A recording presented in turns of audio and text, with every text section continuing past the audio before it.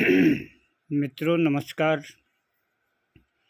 आज से वास्तु ज्ञान की सीरीज भी प्रारंभ की जा रही है। चलिए शुरू करते हैं।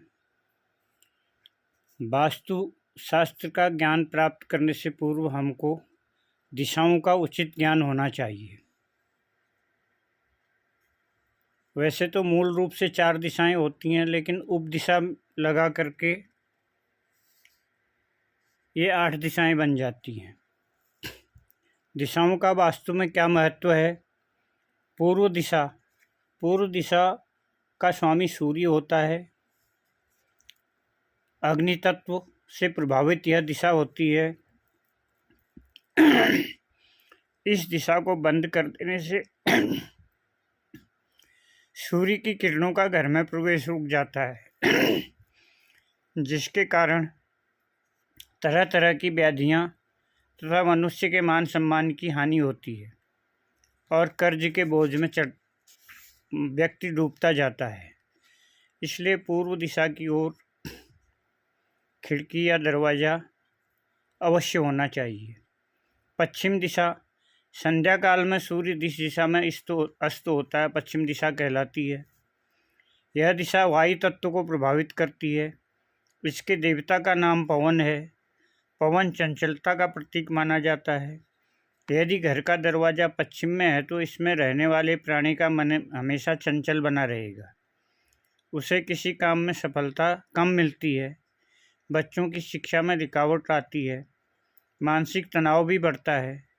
ऐसे मकान में धन नहीं टिक पाता है, किंतु परिश्रम करने से उन्नति अवश्य होती है। अब आती है उत्तर दिशा। उत्तर दिशा रात्रि में ध्रुव तारा इसी दिशा में निकलता है। यह दिशा मात्र सूचक होती है। इस दिशा में जल तत्व का प्रभाव होता है। उत्तर दिशा में खाली जगह छोड़ना बहुत शुभ होता है। इस दिशा का स्वामी कुबेर है। यदि आप भवन बना रहे हों तो उत्तर दिशा में कुछ न कुछ खाली जगह छोड़ने की कोशिश कीजिए। इसी प्रकार पूर्व दिशा में भी कोशिश कीजिए। इसलिए यह दिशा धन धान्य सुख समृद्धि तथा जीवन में सभी प्रकार के सुख देती है। यह दिशा कुबेर की भांति स्थिरता का सूचक है। विद्या अध्ययन चिंतन मनन कोई भी ज्ञान संबंधी कार्य उत्तर दिशा की ओर मुँह करके ही करना चाहिए। उत्तरमुखी दरवाजे अथवा खिड़कियों के होने से कुबेर की सीधी दृष्टि घर पर पड़ती है, जिसके कारण घर धन धान्य से भरा होता है। अब आती है दक्षिण दिशा। दक्षिण दिशा पृथ्वी तत्व माना गया है। इस दिशा का स्वामी यम होता है। यह धैर्य एवं स्थिरता का प्रतीक है। यह दिशा समस्त बुराइयों का नाश करती है और सब प्रकार की अच्छी बातों को सूचित करती है। इस दिशा से शत्रु भय भी बना रहता है। यह दिशा रोग प्रदान करने वाली भी होती है। इस दिशा को भवन निर्माण के समय बंद रखना उचित होता है। प्रयास ये होना चाहिए कि दक्षिण दिशा में कोई खिड़की दरवाज़ा न हो और दक्षिण दिशा में भूमि को खाली छोड़ना भी अशुभ माना गया है। अब उप दिशाओं में आती है उत्तर पूर्व दिशा। उत्तर पूर्व को मिलाने वाले कोण को ईशान कोण कहते हैं। उत्तर एवं पूर्व दोनों दिशाओं के मध्य होने के कारण इसे ईश्वर की भांति पवित्र माना गया है। यह दिशा हमें बुद्धि ज्ञान विवेक धैर्य साहस प्रदान करने के साथ साथ सभी प्रकार के कष्टों से मुक्त रहती है। इस दिशा को कभी दूषित नहीं करना चाहिए। इस दिशा में पूजा घर या साधना स्थल स्थापित करना सर्वोत्तम होता है। अब आती है दक्षिण पूर्व दिशा अग्निकोण। पूर्व और दक्षिण को मिलाने वाले कोण को आग्नेय कोण कहते हैं। यह अग्नि तत्व प्रधान माना गया है। इस दिशा का संबंध स्वास्थ्य से होता है। यह दिशा दूषित होने पर उस घर में बीमारियों का वास बना रहता है। उस परिवार का हर सदस्य बीमार बना रहेगा। इस में रहने वाले घर से रोग जाने का नाम नहीं लेता है, अर्थात रोग मुक्त नहीं हो पाता। आग्नेय कोण के दूषित होने के कारण उस घर में आग लगने का भी भय रहता है। इस दशा में रसोई घर बनाना, बिजली और विद्युत के संयंत्र स्थापित करना शुभ माना गया है।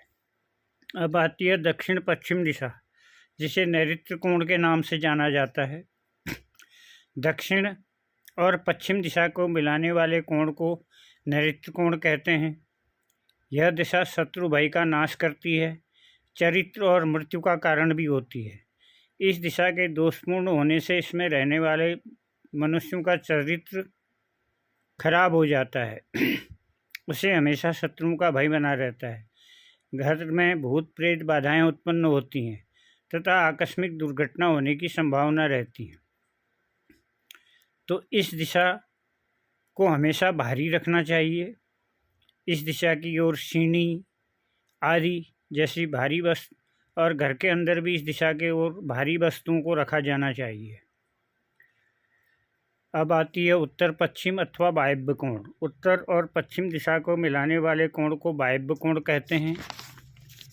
यह वायु का स्थान है। इस दिशा से जातक को, व्यक्ति को, रहने वालों को दीर्घायु, स्वास्थ्य और शक्ति प्रदान करती है। इस दिशा में लोगों के व्यवहारों में परिवर्तन आता है। घर की यह दिशा दोषपूर्ण हो तो मित्र भी शत्रु बन जाते हैं, शक्ति का ह्रास होता है, आयु क्षीण हो जाती है, लोग घमंडी हो जाते हैं। इस दिशा में अतिथि कक्ष और अनाज का भंडार गृह बनाना शुभ माना गया है। तो मित्रों, आज के लिए इतना ही। इसके बाद आपको भूमि परीक्षण की विधि बताई जाएगी कि भवन बनाने से पहले भूमि का परीक्षण कैसे किया जाए। आशा है इस वीडियो से आप लाभान्वित होंगे। अधिक से अधिक शेयर और सब्सक्राइब करेंगे, लाइक करेंगे, अपने मूल्यवान विचार देंगे। धन्यवाद।